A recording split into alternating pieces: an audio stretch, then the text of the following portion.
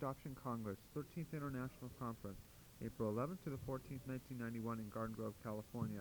This is program number D151, tape number 69. I admire your fortitude and willingness to sit it out till the bitter end. Day, Lecky, and I have some very interesting things that we would like to share with you today about adolescent treatment. I'm Stephanie Siegel, and I am an adoptive parent and also a family therapist who works exclusively in the area of adoptions. And I found when I raised my children, I raised 4 children, 3 of them were adopted.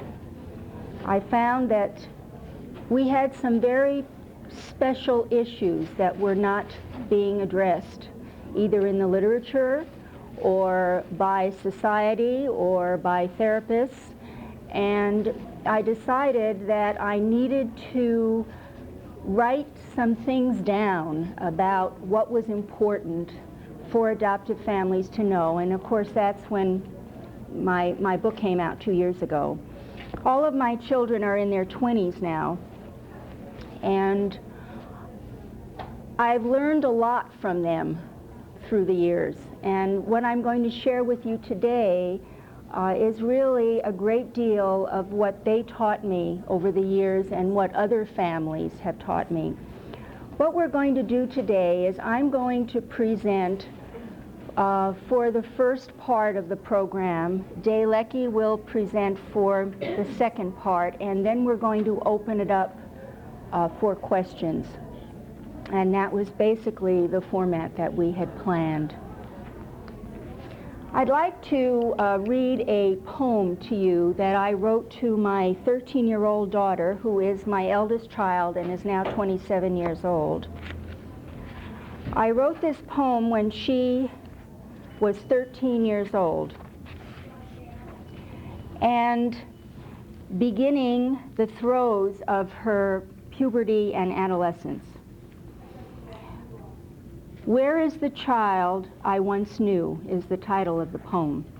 Where is my little girl, the one I knew before, whose happy face and smiling eyes I'll love forevermore? Who is this person now, her face and eyes familiar, whose happiness is rarely seen, a stranger from afar? What makes my life so empty without that child so real? A void, a pain, a longing for her laughter's special peal. Why has she turned from me, a stranger, so alone, tears and anger replacing the tenderness we'd known? How can I share today my love and need of her when gestures of deep feelings cause not the slightest stir? My hope is for tomorrow, when she will smile with me, no longer child, but woman in full maturity. I can honestly say that I have finally reached that stage with my daughter, and certainly with my other children, my sons, who are part of the family too. But the years of adolescence are very, very difficult. My daughter at that time became very sullen, had difficulty dealing with her issues about adoption. The full meaning of adoption impacted her severely during that time, as it does all adolescents. This is when they begin to understand, aha, this is what adoption means. Another son of mine at that time had something else that was interesting to say. And what I'm going to be talking about here is how different adolescents and different adopted persons deal with the issues of adoption in different ways, even when they're raised in the same family. I had been preparing to give a talk to a group of families in the community, And at dinner that night, I asked my children, I said, I'm going to be talking to all these parents. Is there anything I should tell them about adoption? And my son, who is the most outspoken of all of the kids, said, well, just tell them that adoption is no big deal and to stop being so uptight about being parents. Certainly there is some truth in what he said. However, when he made that statement, he was 8 years old. 2 years later, the real meaning of adoption impacted his life. And it happened when he came home from school one day and he said to me, I have a homework assignment, I'm going to get an F, I can't do it. And he was very, very upset, and it was very, very difficult to talk to him. Finally, he shared with me that he had to bring his birth certificate to school the next day. They were doing the usual family tree program that is part of all school programs. And he said, I have to bring my birth certificate, and I can't do that, and I'm going to get an F. And I said, well, what do you mean you can't do it? I have your birth certificate. And he says, that's not my real one. And I have no idea how he knew that, but he knew it. And he was very, very angry. And what we finally determined after a lot of tears and rage and a lot of dialogue was that he was angry that he did not know who his biological parents were. And that was the beginning of his dealing with his adolescent adoption issues. Now, in my book, I would like to talk about puberty and adolescence today because I think they're sort of lumped together. First, I'd like to focus on the general information that most of us know who are part of the triad or are professionals in this work. Then I'd like to go into the treatment, both inpatient and outpatient, that I have used that I feel is a successful model and approach to working with adolescents. In my book, I've entitled the chapter on puberty, Puberty is a Stormy Condition. And it certainly is a stormy condition. The chapter on adolescence is Help, Help, I Have a Teenager. And I certainly can relate to those times, and they weren't that long ago that I went through those with my children. We know that puberty can begin as early as age 8 and as late as age 16. Those children who have the most difficulty are the ones who, the girls who mature early and the boys who mature late. And we can say this across the board, but whenever we make a general statement about adolescence, we have to consider that this is compounded by adoption. The age of puberty is one of instability, irritability. Anyone remember those times? I'm sure you do. You may be living them now with your teenagers. I don't know. They begin to get in touch with their sexuality. They are very much influenced by peer pressure. Their self-esteem is very low. I can remember one of my sons not wanting to go to school one day because he had a zit on his chin. And these are the kinds of things that affect these children during this period of time.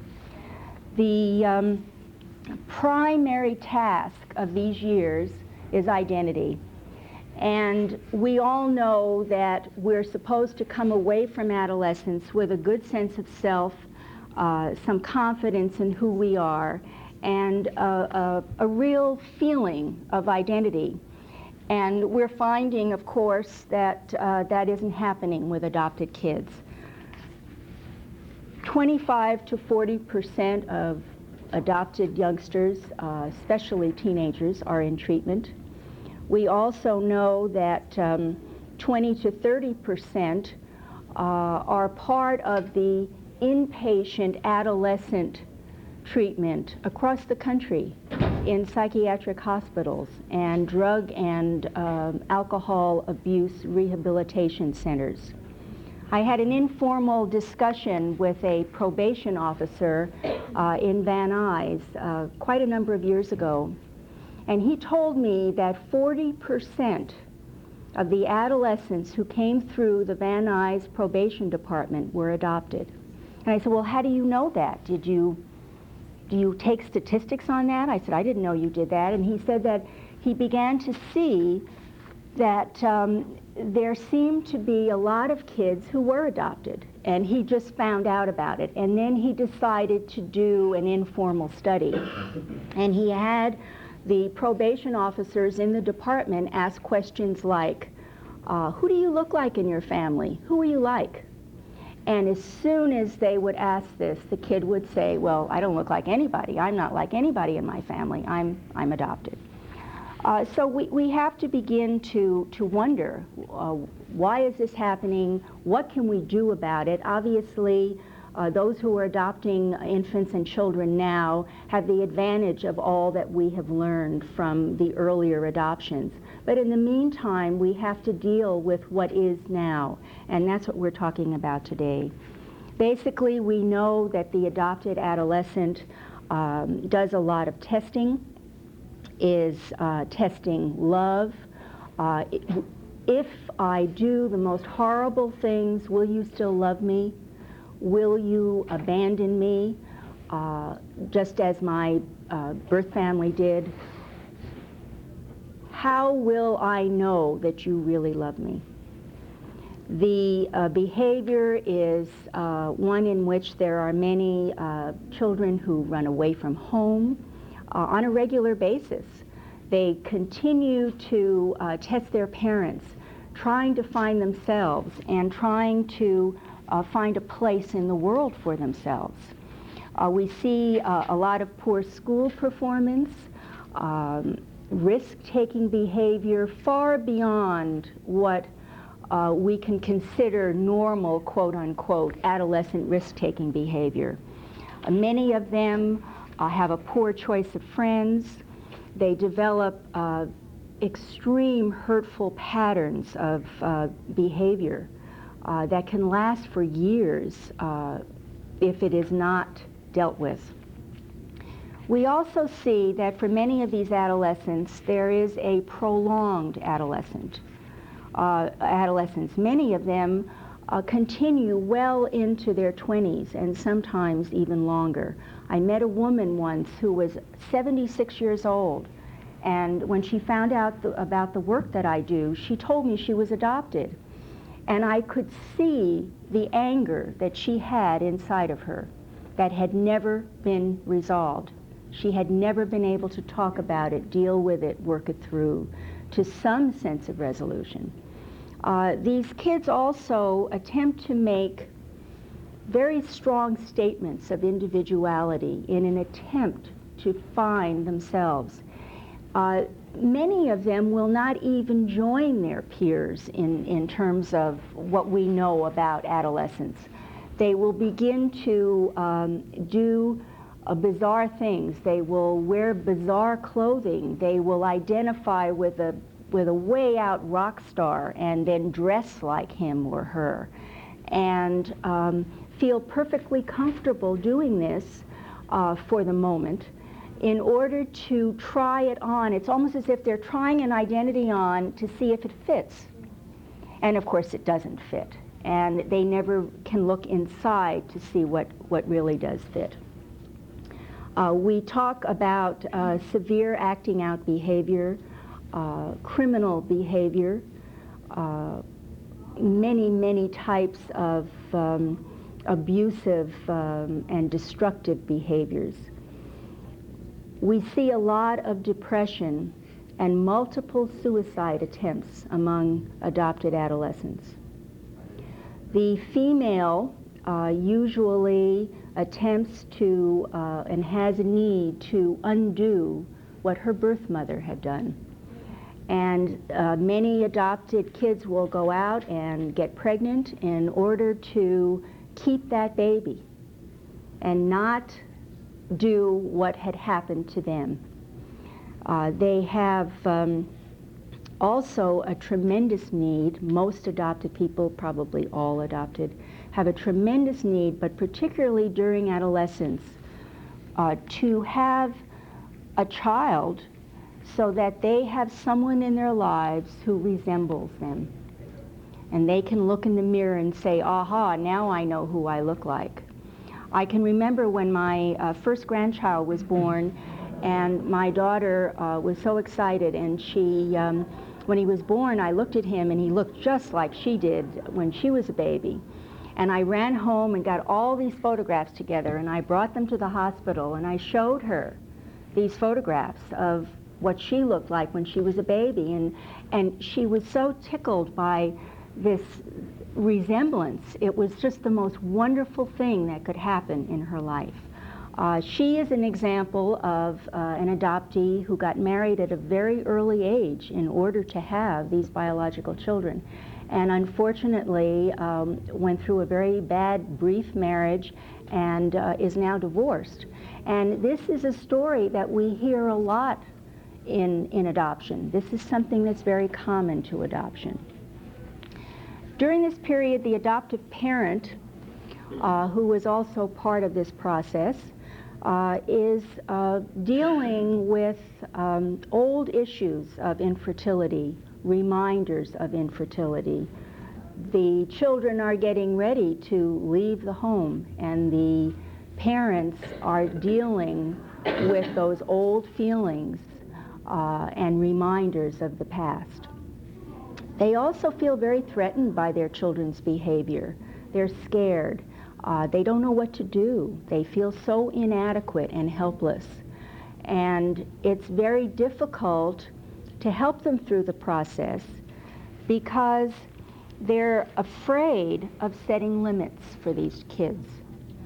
What happens is they are so tuned in to the issues in adoption of abandonment and separation and loss that they're afraid that anything they do will appear to be rejecting or abandoning.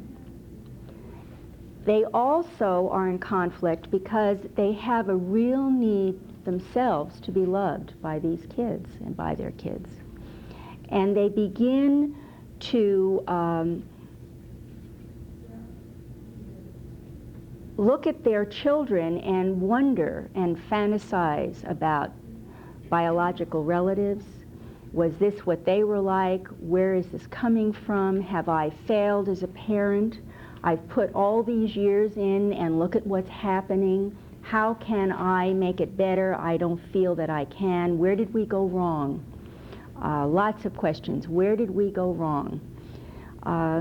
They have a real fear of doing what is appropriate in this developmental period of helping these children emancipate and move out of the home. Many of these kids stay on for a long period of time. Now I'd like to, I've repeated a lot of things that most of you probably already know, and but I feel that these are very important issues, especially for professionals in the field. How many of you are working as therapists in the field? Okay, how many of you are adopted persons? Okay, and biological parents? Okay. I decided a while back, although I do catch myself saying this from time to time, I decided a while back that I really didn't like the word adoptee. There was something about it that was very negative, and I've started to refer to the person who was adopted as the adopted person. I think also it helps to begin to create the sense of identity for that person. And when you say adopted person, you are already saying, here is a person. And it's a beginning, it's a little tiny step, but I think it's important. I also feel that the word birth parent doesn't say it all, because the person who gives birth and the people who gave birth to my children did not just give birth to them. They gave them a whole host of genetic components and a genealogical past and a biological history. I've always felt that biological parent is so cumbersome. So I have come up with the word bioparent. There are people who don't like it, but I think it says more than just giving birth. So I try to refer to it, and if anyone has any other suggestions, I would welcome them, because I think we really have to be very careful about nomenclature in this field and in others too. Now, you have a sheet here on the Life Plus program. Life Plus approached me about a year and a half ago and asked me to develop a program for their adolescent unit.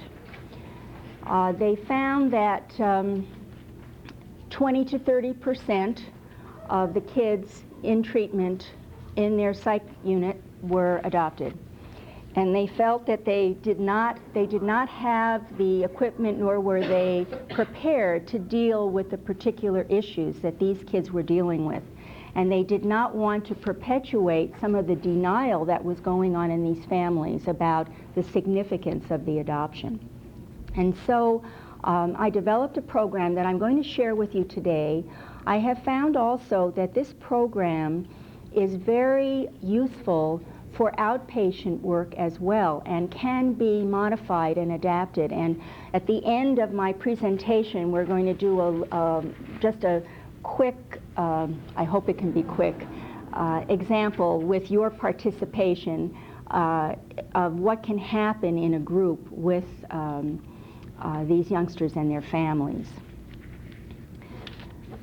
Unfortunately, the person who is coordinating the program at the hospital, which is now at Northridge Hospital Medical Center in Van Nuys, is Hadass Barsky, and she could not be here today. She had to leave earlier.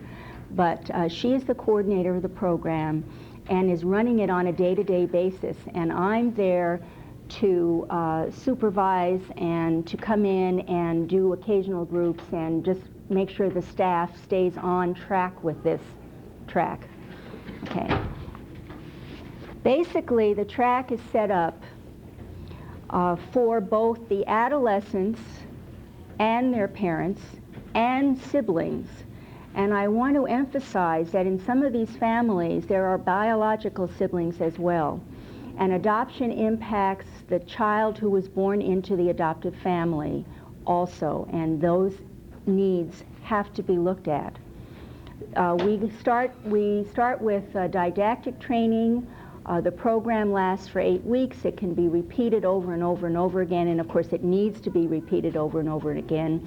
And by no means can anyone going through an 8-week program come to complete resolution about all of these painful issues. But it's a step to begin this process, which I believe is a lifelong process, just as I believe that dealing with infertility is a lifelong process. I don't think any of us gets over the pain of any of these losses.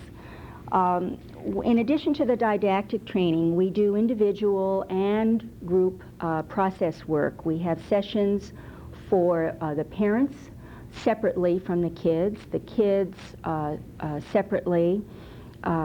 During the week, the youngsters in the program do written exercises and answer specific questions about their adoption when they have time, quiet time, and it's required that they do this.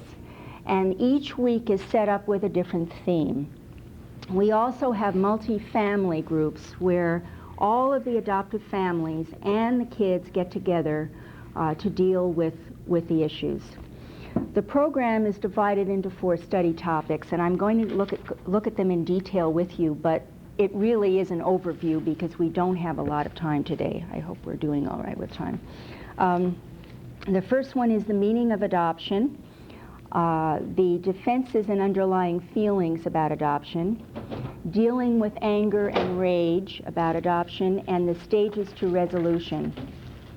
Now, when I talk about the meaning of adoption, what I'm referring to here is that the therapists and the staff and anyone who is working with these families needs to understand where they've come from and where they are now, because all of these kids are going to be at different levels in terms of their understanding of adoption. So we need to look at first the dialogue with the family and with others. What has it been in their lives? We need to hear from the parents and the kids about that. What are the facts that they have about their genetic heritage? What is unknown to them? What are their fantasies about their biorelatives? The adoptive parents and the adopted persons have fantasies, and we need to know what those are. We need to look at the myths in these families. What are the adoption myths that these families grew up with, that these kids believe to be true, that are myths? How do they define their communication problems? How do the parents look at them? How do the kids see them? What the adopted person sees in terms of the attitudes and judgments of both their parents and society concerning adoption. What have they learned from others about it? And then we do an assessment of what their awareness is in terms of the basic issues of abandonment and rejection and separation and loss. Okay, so that's quite a mouthful. We go on and we look at the defenses and underlying feelings.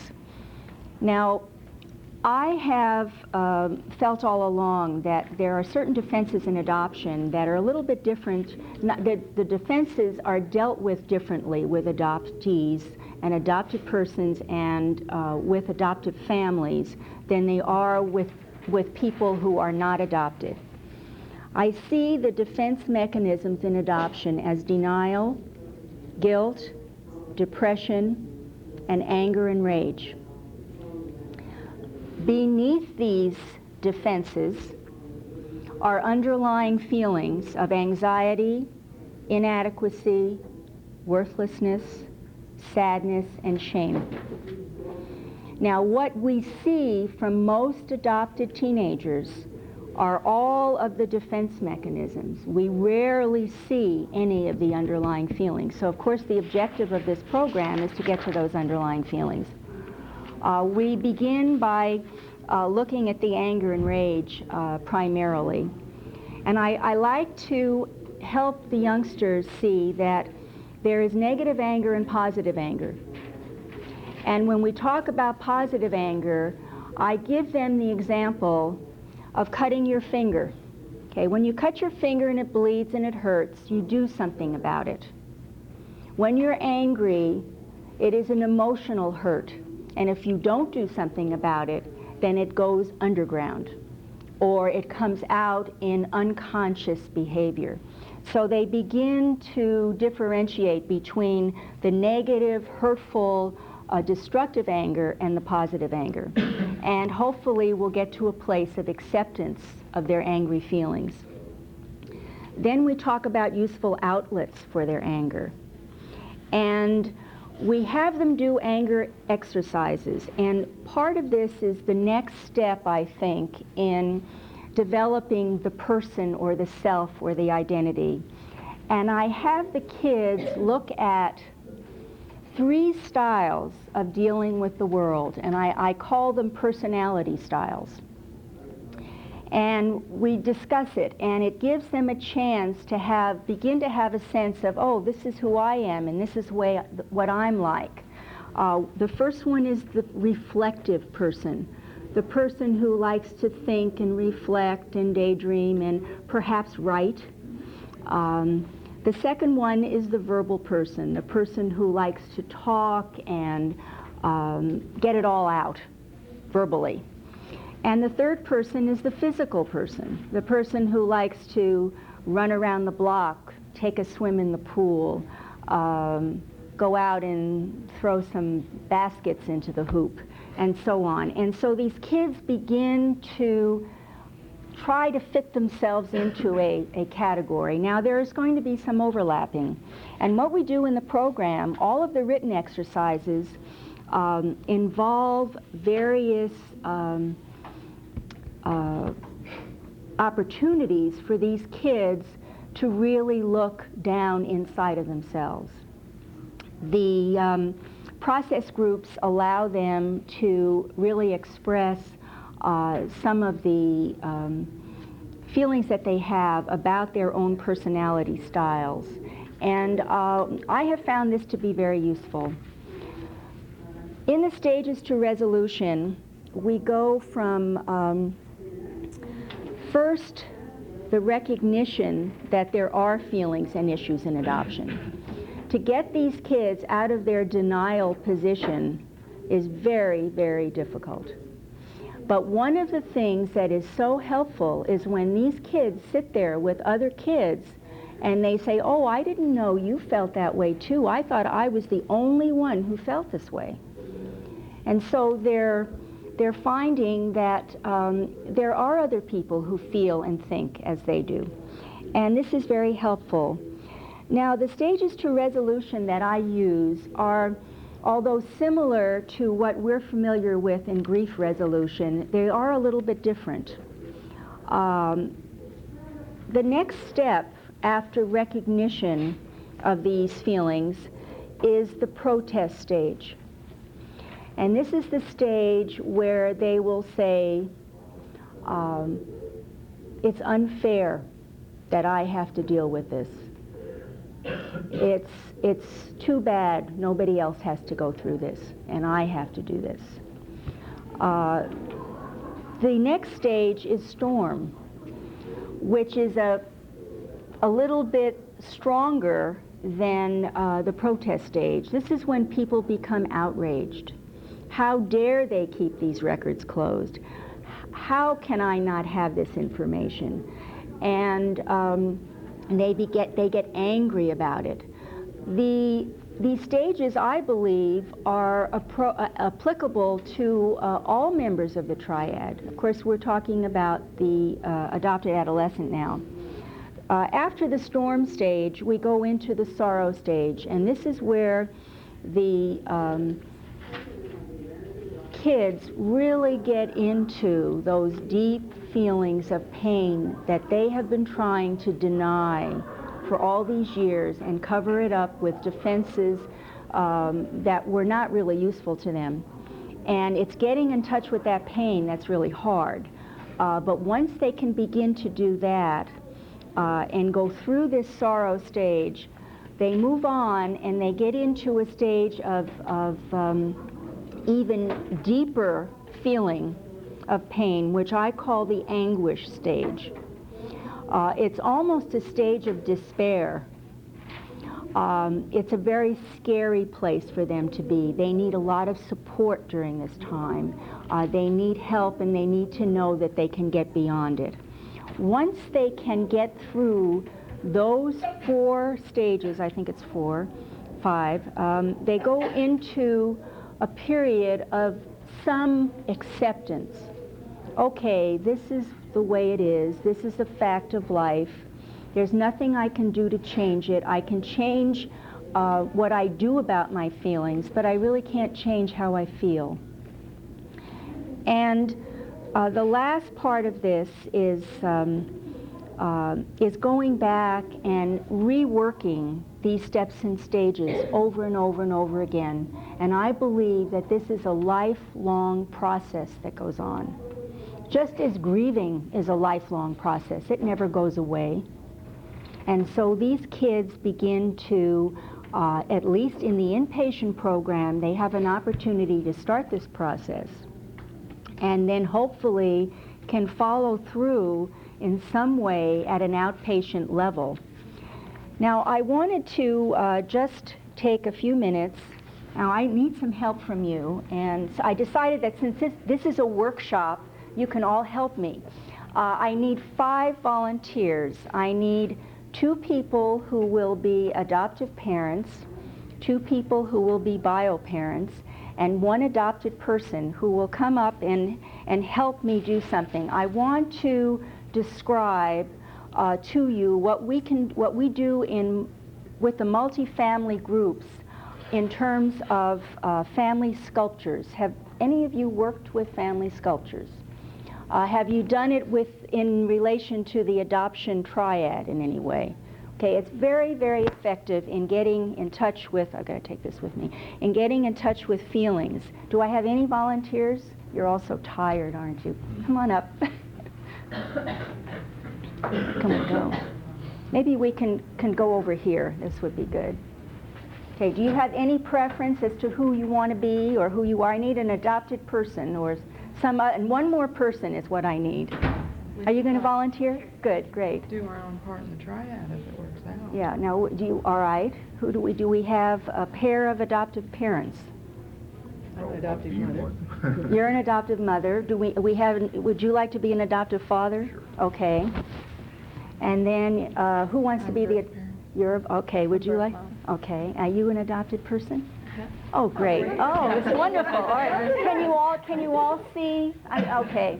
Now, what we do is we ask the adopted person, the kid, the adolescent, are you all right there? Yeah. To sculpt the family. Okay. Now, basically, if you can do this in a hurry, Anne, because Day needs to have some time too, and I want to make sure we have a lot of time for questions and answers. Can you sculpt your adoptive parents, right? You're the adoptive parents. Just quickly, do whatever you want them to do. You're going to have to explain to me what you mean. Okay, I'm going to say, are they hugging each other, or are they, how you would pose them, how would you pose them, how are they? And you're the adopted. How do you observe them to be? Can you tell them what to do and how you want them? They're going to, I don't know if they're going to be like this, or down on the floor, or angry, or or body positions. Body Okay. positions. Reflect how you see our relationship Yeah, with you. hugging each other. Hugging each other. Okay. Manage that. With me in the middle. With you in the middle, in between? Okay. Well, that's good. Okay, good. Now just stay there for a minute. Okay. Now, we are not discounting the bio parents here, because even though this is a family unit, the bio parents are always part of that family, and they're always there. I used to think of my kids' bio parents as friendly ghosts in our home, and when things would happen or things that were important would take place, I would always think about them. They were always there with us. So you're there with them. You're not quite in it at the moment, but you're there. Okay, now, what we do then is we have the adopted person have her fantasy bio parents in a sculpture. Okay, and you would pose them in a sculpture as you would want them to be. Can they be with us? Not yet. Okay. They will be, hopefully, not yet. Okay, how would you picture yourself in this biological family if you were a part of that all the time? What is your fantasy? Okay. Now, all of these kids do different things. Okay, they all do different things.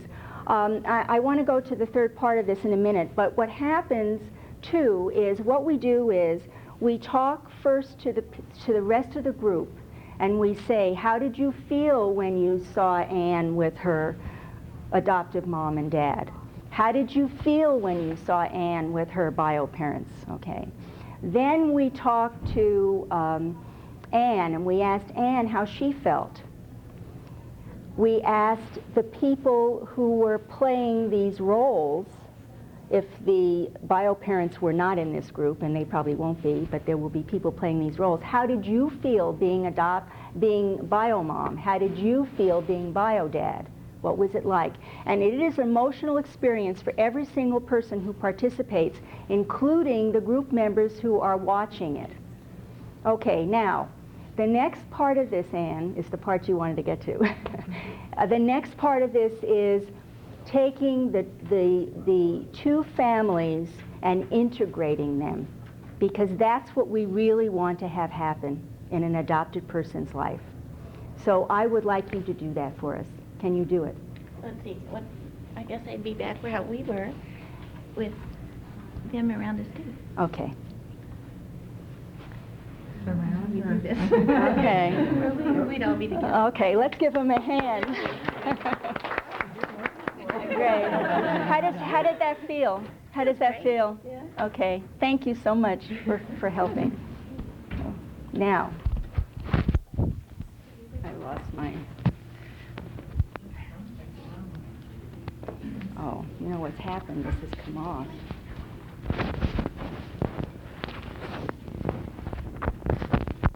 Can you see this, Dan? That's it. That's it.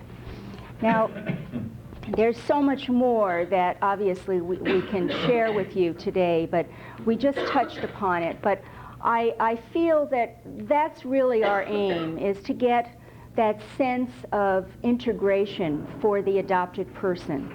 And if we can do it symbolically, that's helpful. If it can happen in a search and reunion that is a successful search and reunion, then of course that's even better. Now I'd just like to leave you with another quote from my book regarding the triad. As we look at the triad in the adoption process, we see that adoptive parents, adoptees, and bio-parents have a great deal in common. They have all experienced fear, pain, and longing. They have dealt with separation and understand the true meaning of loss. They have mourned their losses and moved on in their lives, hopefully. They have carried the scars of the past with them. Their shared feelings bind them together in an everlasting relationship. Even if they never meet or look into one another's eyes, they may still be able to understand and accept with compassion and respect their special union. Thank you. Now, Day.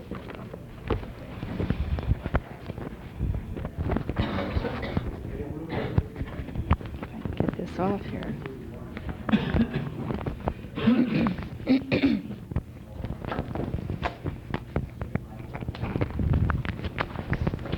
Hi, I'm Day Leckie, and I'm the Clinical Director at Parenting Resources. And I want to tell you a little bit about some of the treatment that I do with adopted teens and their families. I'm going to talk a little bit about some family work and a family that I did do some work with, and then about some of the groups that I do. I also help develop an inpatient program at Newport Harbor Hospital where we do groups for adolescents and groups for adopted parents and groups for combined multifamily. And then at the end I hope to show you a little play that some kids in the group did. I'll talk to you about some of the things that I do in group to help teens resolve some of their issues. As we know, all members of the triad have issues around loss and rejection and guilt and shame and grief and intimacy and identity and mastery and control. When I first see a teenager, I also feel like I need to get a very thorough developmental history. I very much work with kids based on where I think they are in development. Because adolescence is a time when children are reworking all developmental stages, they often have a lot more problems in that time because they aren't just working on identity. And I use my assessment of where they are developmentally to make some determinations about the kind of therapy that that I choose to do with the teenager and the family, whether it be inpatient, whether it be outpatient, individual, family, or group. One of the things I kind of look at in terms of teenagers is teenagers who have resolved those first 3 years pretty well, those early attachment years. And then teenagers who haven't resolved those. And I think that the treatment has to be very different. I believe that there are a lot of adolescents that kind of make it through the earlier years, but basically they got stuck way back there in 1 to 3. And if any of you saw my teen panel, there were 2 kids that were adopted at age 11 on that panel. One of them had some pretty good early parenting, and you could see it in her description of her adoption. The other 11-year-old was clearly an unattached child, and they described their memories and their thoughts about going to an adoptive home very differently. The 11-year-old girl said, "I wanted to be adopted. I was tired of moving around. I wanted a home." The 11-year-old boy said, "I didn't want a family. I could go out there on my own." This is the end of side A. Please turn your tape over and continue on side B. It's like, you know, I don't know why I'm in counseling because it's my parents that have all the problems. And you will see with kids that have not resolved those first 3 years very well, basically a belief that they're okay and the world is really messed up. They're kids that will not allow themselves to be mothered and parented. They will not allow other people to be the boss. They clearly decided way back there, this world is not a place I can trust, and I'm not about to let anybody in. Whereas kids that maybe got stuck developmentally after 3 are able to come in and tell you about, you know, I do some awful things and I don't understand why I do them. And I feel so bad. But they know that they have a problem. And so my treatment is very different. The kids that are unattached, I prefer not to see alone. They are the most wonderful con artists in the world. And they will come in and they will shine me on, and I have done enough of this for too many years to be, and there were times when I knew I was being conned and I didn't know what to do about it. But I try to see them in family therapy. Now, the problem is kids that are stuck in those first 3 years of life, the attachment cycle is, I have a need, I feel rage, I have gratification, I develop trust. So one of the problems with those kids is they often get stuck in rage. And so it is very hard when they come in as adolescents sometimes to do family therapy with them because they're just raging all over the place. But I still believe that that is a critical way to work with these kids. So one of the things that I maybe do is to join with another therapist. I work in a group, so I have a lot of helpers around me. And so I will work with either the parents or the adolescent, kind of bolstering up the parents, giving them a lot of education, helping them understand what's happened so they don't personalize it. Because these kids, what you'll find is the parents come in raging, because these kids have their parents be the container for all of their feelings. And so the parents are just really burned out.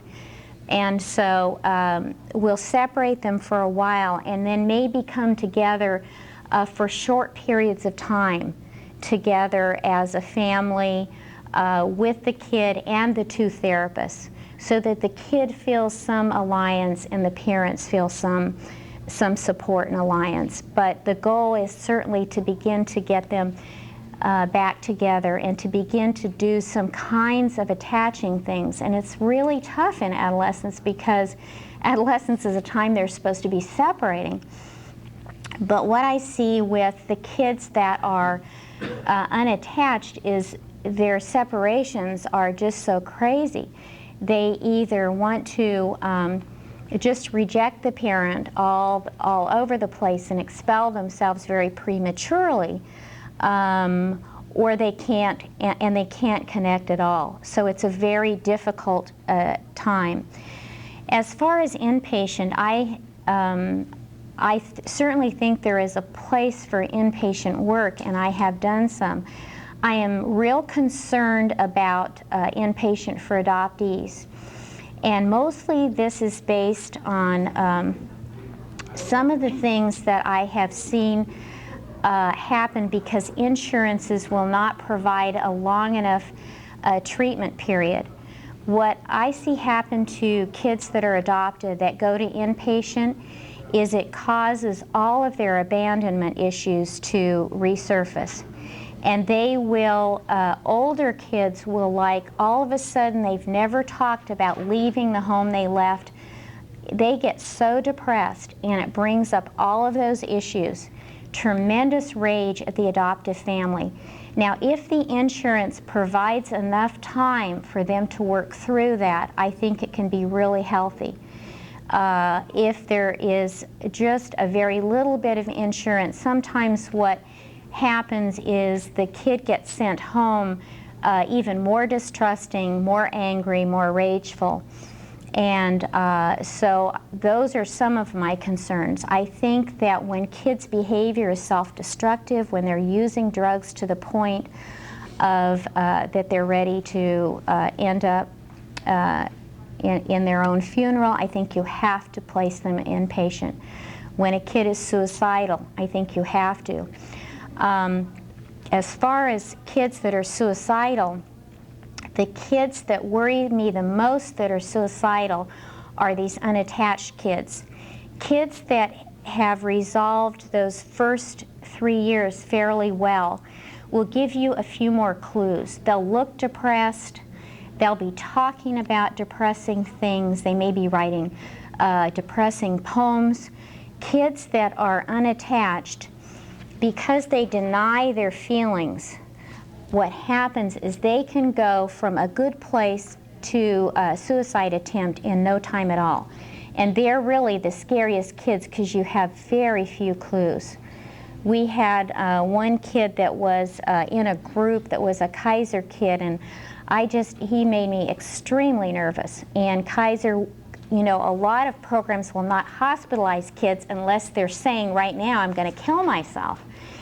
And the unattached kids usually don't do that. And I had a lot of worries about this kid, and sure enough, he did make an attempt. What they do is something happens, a rejection in their life, and they finally allow themselves to feel this depression that they have defended against, and they just go down into a black hole and do it. So those are some of the kids that I worry about the very most. I want to talk with you a little bit about some of the kinds of behaviors that I try to encourage in families with some of these unattached kids. Basically, if we look at that first year of life and how attachment occurs, it's withholding, a lot of touch, smiling, eye contact, food, rocking. And these are some of the behaviors that need to try to occur with these kids. Well, of course, this is really tough with a teenager. You know, a lot of times teenagers sexualize things, or they can become infantilized or feel infantilized with a lot of that kind of behavior. So it's really, you've got to be so creative to try to come up with ways to connect. Some of the things that I encourage parents to do are arm wrestling. I mean, that's great. I mean, you're face to face, eye to eye, and you can just get in their face, and kids can accept that because it also says, well, you know, I'm going to beat mom and dad. And of course, if you're really strong, the longer you can last, the more attachment you're doing. Things like just grabbing them and saying, gee, I love you, and then let go real quick, and then say, oh, I know you hate that, I know you hate that, but I just had to do that. So kind of quick in and out things. You know, I think what is really critical is that we have to begin to do some of this kind of work a lot earlier with some of these kids, because I think that adopted kids are really set up for attachment problems. I'm working with a little 5-year-old right now that was an infant placement from the hospital. And believe it or not, she is unattached. Not completely. You know, I think we see gradations of attachment, but this is a child who the adoptive mom describes her as never being able to comfort her by holding her and rocking her. And so the adoptive mom kept trying to find a way to make her comfortable and happy. And so she ended up holding her with her face out. And, you know, when I heard that, I just said, oh. But we don't have a lot of ways of helping parents recreate that whole attachment phase. And that's what we're doing with this kid. And the mom is feeling so wonderful. She knows what it was supposed to feel like, and she knows how to do it. And now that I'm telling her, go ahead and do it, you know, let this kid fight you, she is feeling so empowered, you know. And I think, you know, it's such a tightrope. We talk about this entitlement issue for adoptive parents, and I think it's a really difficult tightrope to walk. And I think that the kids impact this issue of attachment as much as the adoptive parents. And I think then it starts snowballing into this cycle of, gosh, this kid's fired me, they don't like me, I'm rejected, I get nervous, the kid feels it, and then they back off more. But I think we've got to really start doing a lot more of that work. I want to talk with you about a little girl who is 13. Now 13 is kind of right on the edge, so I am doing more kind of attachment work with her and her family than I would with an older kid. But she is 13. She was adopted by her family from Costa Rica when she was 4. The early history is very, very sketchy. They do know that the birth mom sometimes lived on the streets, and that she would drop her and her half-sister off at babysitters pretty continually, on and off through their early first years. So right away we know there were a lot of interruptions in this child's life. She would always come back, however. So the adoptive family describes going down and meeting her and her sister and how good they felt about it, because she was 4 and she was in an orphanage at this time. And she took their picture and she proudly went through the orphanage showing everybody her new family, and was so excited. So this family thought, boy, you know, this kid is really going to connect with us. But, you know, think about probably what was told this child. I doubt if anybody told her what was happening. I doubt very much if they told her that she really understood. So they get home, and about 4 or 5 months later, Mom is telling, we'll call her Janie, to do something. And this little girl turns to her and she says, "You're not my real mom." And so here was a setup. You know, this little girl thoroughly, I believe, expected for birth mom to come back. That's what had happened over and over again in her life. Birth mom always came back. And so even though she was proudly sharing this family picture, she had no idea what was going to happen in her life. Well, the adoptive mom, who herself is fairly fragile and had not resolved a lot of her fertility issues, of course felt rejected and began to back away. And so you can imagine what the years have kind of been like, gradually getting worse and worse. And some pretty severe problems began to happen when this kid was 9. And I think this is so significant because from 9 to 11 is when kids begin to have the family romance stage of development, where all kids kind of think they're adopted.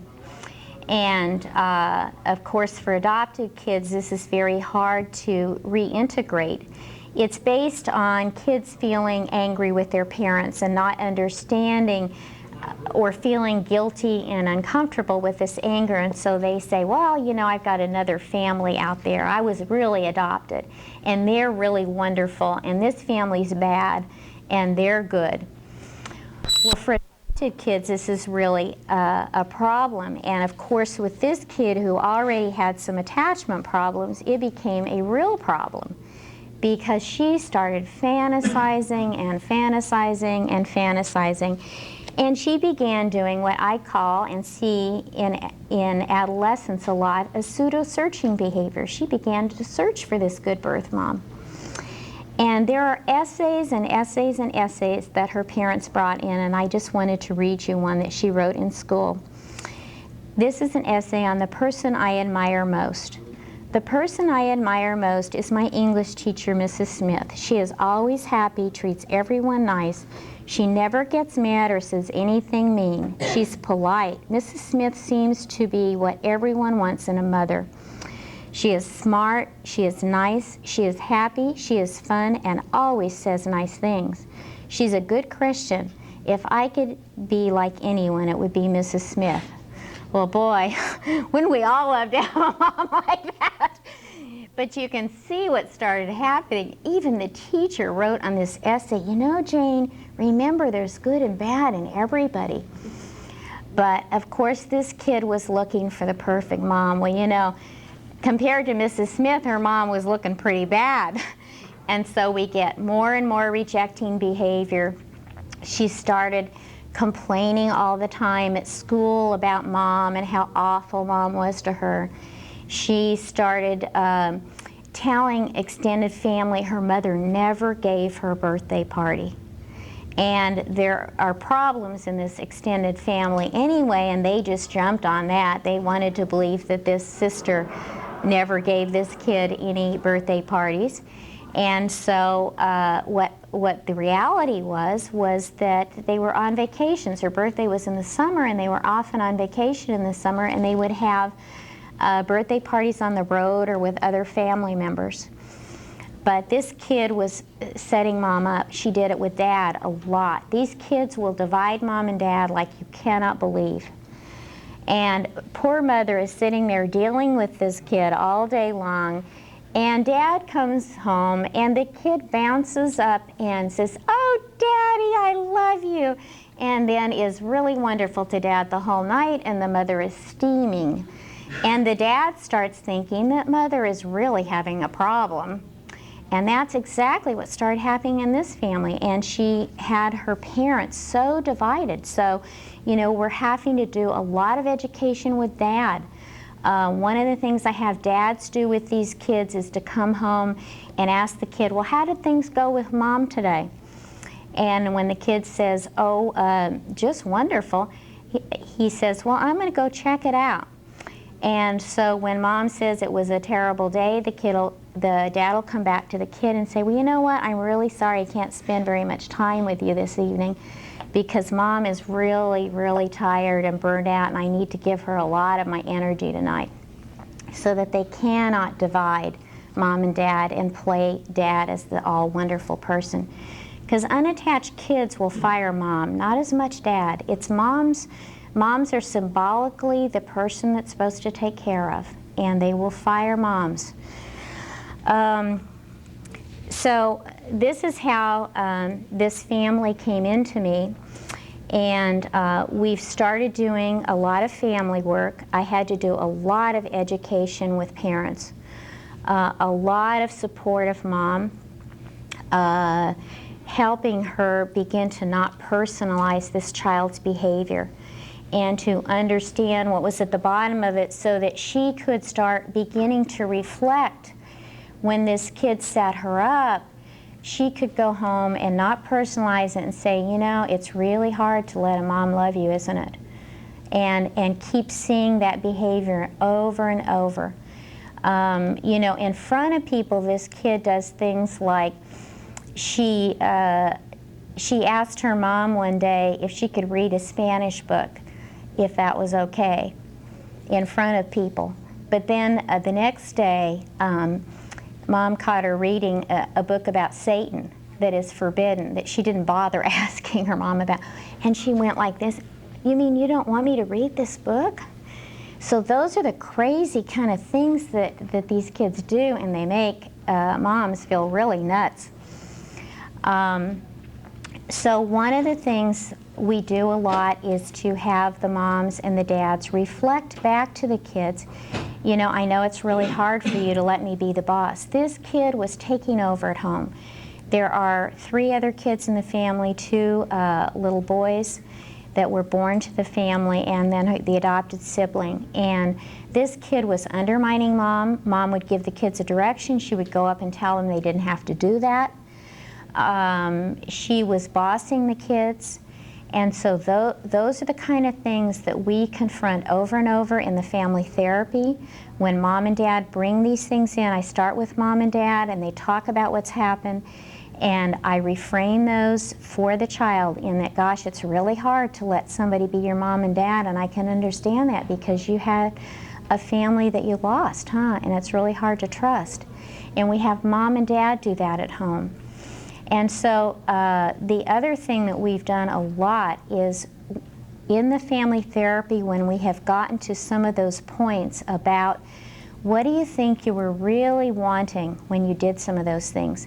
This kid has ended up in tears and wanted to connect so badly with her mother, but was so afraid, so distrusting.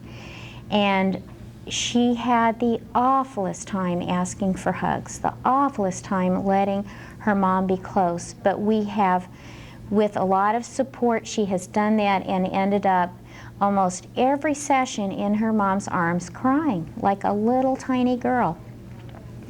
We've done a lot of role playing with the family. Like one of the things that I've done is to have the family, all 5 of them, sit and hold on to her and have the birth mom come back and talk about you know, not getting to say goodbye to her, and the family saying, well, you can be a part of her life, that's okay, but she's our little girl now and we want her in our family. And it's just wonderful. The little brothers who are 4 and 7 caught onto this right away, and they just were wonderful. They said, no, you can't have her, she's our sister. And so we do a lot of those kinds of connecting things with this family. And there are some real positive movements. She's beginning to identify with Mom a lot more. She is supporting Mom at home, telling the kids they have to obey Mom, that she's not the boss. I mean, she still has a lot of problems. She still does a lot of splitting, and now is creating kind of havoc at school because she's decided she's found a cousin at school that she can make bad instead of her mom. And so, you know, it's not going to be roses. There's going to be a lot of need to keep supporting the family and keep doing some of this attachment. And it is so much harder when these kids reach adolescence. It's just tough. One of the things I want to talk a little bit about is some of the groups that I do, both at the hospital and on an outpatient basis, and some of the activities that we do in group. One of the big things that needs to be addressed with these kids is their grief. One of the things that I find is that the attached kids will talk about their grief. They'll talk about their sadness, they'll talk about their anger, they'll talk about their depression. Unattached kids won't. I had a little 10-year-old boy who has been in about 14 placements, and we were talking about grief this week and all of the things that he might feel grief about. He says, you know what, I have worked through all of that stuff. He says, that is in my past, you don't need to bring that up. And so I said, oh, that's really good, I'm really glad that you did that. I said, well, do you know what the stages of grief are? And so we spelled out the stages of grief, and the denial, the bargaining, and the anger and depression, and then acceptance. And he says, oh, I didn't know about that bargaining thing. And so then I had him list all of the things that he just might feel some grief about, or that he had already worked through the grief on. So we managed to get this whole list of things. And it was just astounding to watch this little kid go in and out of depression as he was naming these things. But we didn't touch the feelings. And we're going to probably spend weeks going over each of these issues and having him talk about how he's resolved his grief about them. Now, there were some that he said, well, you know, I don't want to even tell you what that one is, but you kind of know. So they have a much harder time. The kids that have had some pretty healthy bonding can talk about their sadness and deal with it. And some of the ways that we do that in our groups is we read stories. Anything that's on TV that comes up about adoption, I will tape it and take it into group, and we'll have a debate about it. I have kids write poems, and I'm going to read you some of their poems that they have written. I do some work around the gardener's adoption cards. I don't know whether you have seen those. They're pictures of themes around adoption, and I'll have the kids tell stories about those. It's a very good diagnostic tool, too, because it really helps you see where the kid is maybe stuck. One of the things that a group wanted to do this week, we do a lot of empowering things. I think empowerment is just real important for these kids. And I couldn't believe it. I told them about the conference when I did the group this week, and they wanted to write a letter to Assemblyman Quackenbush. So we did that, and I gave that to him, and he assured me that he would write them back. Any of you are familiar with Amy Cheney's list of hints for non-adopted? I do that a lot with the kids. They love to go through these things that Amy came up with. Are any of you familiar with them at all? They're really great. Things like, do not use words such as chosen, lucky, or grateful to describe us. This is rude. And boy, can the kids get into that one. They love to talk about being chosen and special. They love it, and they get the hint, guys. You know, all these wonderful ways they told us as adoptive parents talk about how special. Well, the kids get it. If you have to tell us we're so special and chosen, what is wrong with this thing? They get that, and they feel the terrible pressure that being special and chosen mean. So we do that a lot. One of the other things is we do a lot of role playing. I do some guided imagery. Some kids have a terrible time with that. Unattached kids, remember, don't want to get in touch with feelings. And so, I mean, they won't close their eyes. They giggle and laugh the whole time. But there are some kids that can really benefit from that. And we will do some guided imagery where they go back in time through different ages, and one of the imagery work that I do is I have them go back to the time when they had to leave their birth mother and tell her and their birth father what they would have liked to have told them. And that can be really sad and really hard for them, but also very healing. One of the things that I do with kids a lot is try to get them on panels. It's just amazing how empowered they feel after doing a panel. And it was just so wonderful because the audience gave back the kids today a lot too. And that was really special. The kids wanted to ask birth parents and adoptive parents and adoptees some things. And so it was a two-way process, and that was really neat. So I want to take just a few minutes and show you the video. And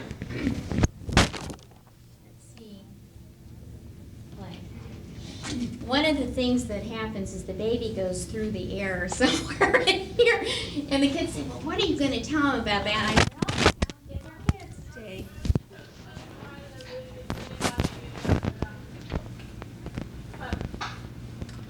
Okay. All right, birth father and birth mother, talk to your baby about why you're giving it out for adoption. And anybody, okay, you guys, anybody can come behind and be the alter ego, you know, like, you know what that means? Yeah, you could say Say it. how you think they're feeling. Right. I'll do that, but I'm kind of shy. Okay, My mom. John is feeling distressed right now. Feeling birth father's feeling distressed about what, Donnie? He just found out. He just found out about the baby, or he's feeling sad about saying goodbye? Yeah. Okay. Can this little kid talk? He's been talking about it. How's baby feeling? No, get off! I'm feeling very sad because I do not understand why my mom is leaving me. What did I do wrong? What happened? Why are they leaving me? I feel sad. I feel like I did something wrong. I wish someone would explain to me what happened. Birth mom and birth father? We're leaving you because we don't have enough money to support you, and we're too young to support you, so that's why we're leaving you. I feel very sad that I have to leave my little baby boy behind, but it's something that I have to do. Mary?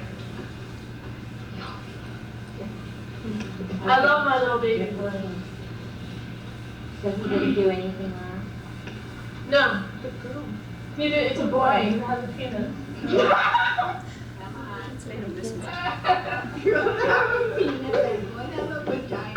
You ever seen that? Yeah. Tell him about You didn't do anything wrong. I love you very much, but it's too early for us to have a baby. And we love you, and we will remember you every year on your birthday. That's for family Every year. I wonder what my parents look like. I always wonder that. I wonder every year if they think about me. I'm very curious as to what they look like. Whoa. Birth father, what do you want to say? Feeling distressed about what he doesn't know what to say. I'm feeling stressed because, I mean, we had this baby and we have to give it up for nothing. We didn't do anything, it was our fault, we shouldn't have had it. But it is a cute baby anyway. Especially the glasses. Yeah. So you're feeling very sad about Stress. Stress, right. These little boys have some real attachment issues. Oh, I'm not quite far. It's over. I'm joking. Fucking get him. Who else might want to speak for the birth father? Donnie, can you tell us how the birth father might be feeling? The birth father feeling? I said stress. Okay, why don't you put it correctly? I have feelings. You. Me too. The adopted, no, the biological parents are giving the baby to the adopted parents. That's me. Me too. Okay. Why don't you guys sit down so. Well, birth parents, you're handing it to the baby over. One of the things they did this for was to educate some of the How are staff. you feeling? So you'll hear them giving some messages to the staff. No. Talk about Mary, how you're feeling. My baby. As the baby There are going these to. people trying to be like my mom. I don't understand what the baby people. did. Yeah, my ass.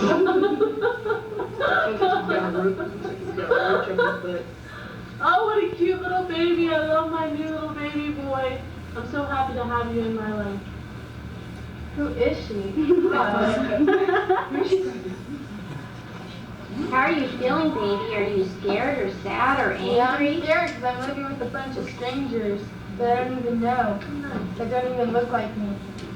I look like you. Say the family tree thing, Mary. And now what am I Say going to the do thing. when I have to do a family tree in school, and all I'm going to have is a trunk and a little dog, and I don't know where my real roots are, and I don't know anything about me, and I'm going to have to use a fake nationality because these people aren't my birth parents. We'll love this baby like it's our very own. Oh yes, we sure will. You sound so fake, Daddy. How will you feel adopted parents with baby? Right, you need to move back a little bit now, Bruce. Adopted so parents, cute. how will you Good baby. How will you feel about your baby's questions about his birth parents? You know, this is your birth child. We will be open and honest about how we feel about. We will be open and honest with the questions that our son asks us, but we don't want him to be with their other parents because he might love them more than he loves us. I feel he would never love them more than us. You don't know that. We might not be good enough parents for this son. Yeah, but you might be wrong. But I might be right too. You might be wrong. Honey. Well, sweetheart, we'll just have to wait and find out. We sure will, baby doll. Sounds like adopted father is angry about Could you something. turn the heat down? Adopted Could you father. point that down? What's Daddy angry about?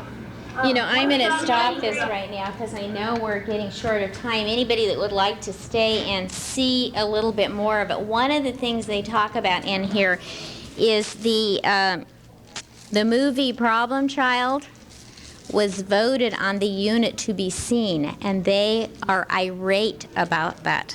And they play Siskel and Egbert a couple of times on this tape and say 2 thumbs down. I don't know whether any of you are familiar with Problem Child. It's a movie about an adopted child. I mean, it is, and he is, I mean, when you see it, he's an unattached kid, but he gets into trouble, problems.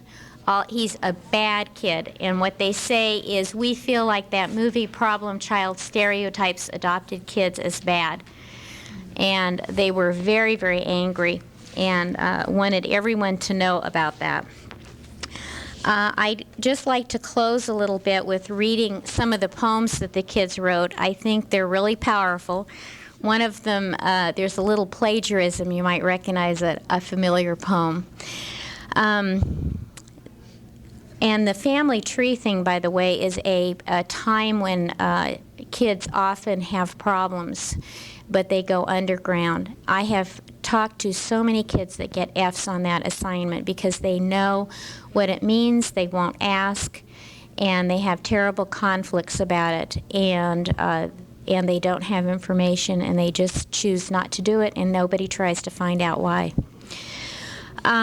Adoption is hurtful and heartbreaking because it makes the child powerless and full of faking. A piece of this puzzle just doesn't fit. It'll have to do, since this is all we have left to do. I am the piece that stands out. I am the one they always talk about. Adoption, in my words, really sucks, like fish in the sea and stranded ducks. You'll never know where they go. You feel like no one cares. It's like always playing musical chairs, passed on from house to house, family to family.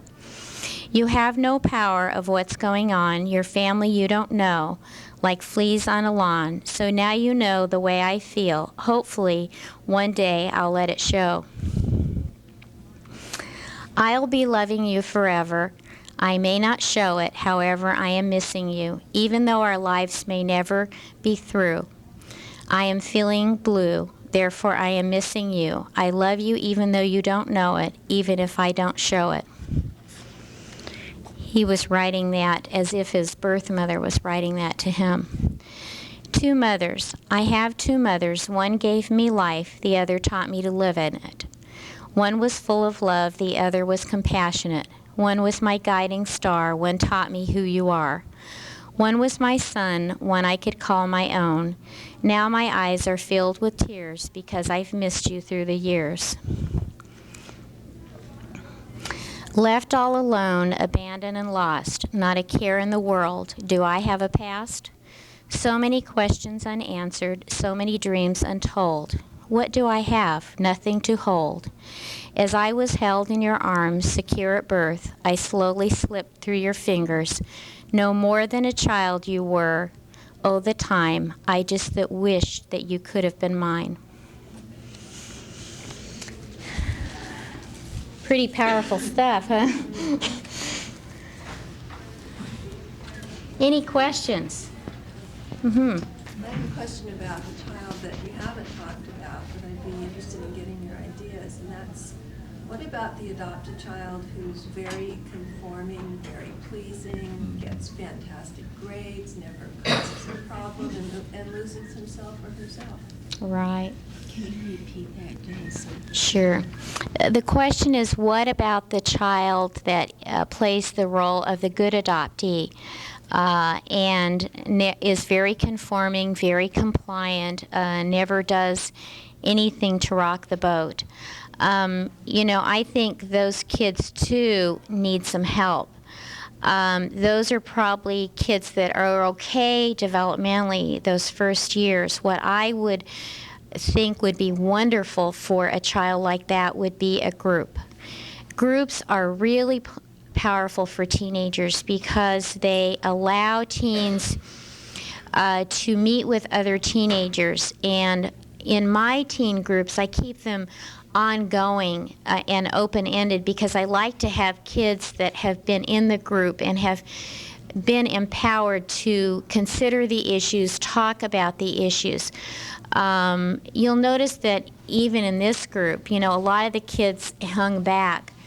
But like I've got one teenager in my group that's outpatient, and she says to the other kids, she says, if you just hang around here long enough, you'll understand what she means. So it's part of letting them have permission. Some kids are extremely fearful of hurting their adoptive parents' feelings. They're terrified of abandonment.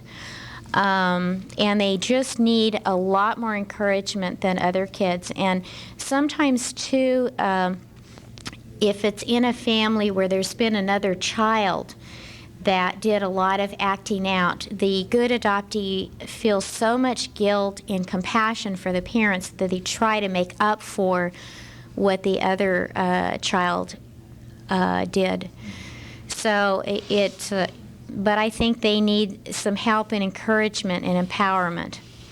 Who identifies them? Because it seems to me the parents are so bad. I know. I know it. I know. Well, hopefully you have, if you're a teacher, you say to, an adoptive parent, I'm really concerned about this kid. But sometimes adoptive parents don't care, and that's what's hard. And sometimes it's because the kid is picking up that it's not okay to ask. And they're okay enough developmentally that they can contain it all. But those are the kids that feel like they have to. I've got a young adult woman now that I'm working with, and boy, she was starting a search. And she did not have a troubled adolescence. But she was starting a search, and she is pregnant. And all of a sudden, she has stopped her search cold. And her adoptive mom said to her, well, I am the only grandmother. And it just created so many fears in her of betrayal and abandonment. And kids, even kids who resolve developmental tasks really well are afraid of losing adoptive parents. They're just not quite sure what this connection is, and they are afraid of abandonment. I remember our daughter kept talking over and over when she was trying to figure out whether to search. She says, but I'm afraid if I find her, I'll lose you. And they're really afraid of that. And so they need a lot of empowerment. Do you want to say something, Susan? I have found that many of these children, as adults, develop an enormous amount of rage. They get in touch with tremendous rage about the positions that they were in as children, and they realize that much of what took place for them was that they couldn't talk about adoption the way they wanted to talk about adoption in the family. Even when the parents would say, it's perfectly all right to talk about adoption, just ask any questions you want, but it's like saying, I'm not nervous, I feel fine, and then your hand is shaking. The kids are so smart. They're picking up all of the anxious feelings from the parents, and they don't want to do anything that's going to upset that relationship.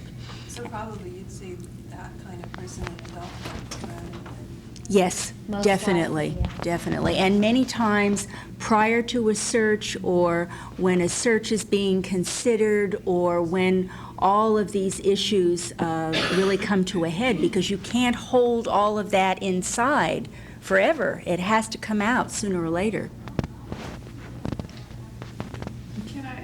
I'm a birth parent, and my daughter, I think, fits. We've had contact, but she has me on hold for 2.5 years, okay? And I think she's being the perfect adoptee, and her adoptive parents are very controlling, and that's not a biased statement, that's true. My question is then, as she becomes into her own, is that when, what do I do? Do I just continue to make a contact once or twice a year to let her know I'm here without pressuring? You know what I'm saying? Yeah. So, it's best for her. I'm trying to identify with what she's going through. Yeah.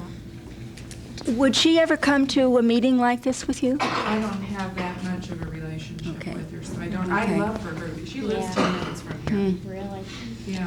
But it's Um, not that You might let her know when things like that are available, conferences, and keep the doors open. But, it is terrifying for some kids. And, I have had adult adoptees say to me, I will not be able to do a search until my adoptive parents are dead.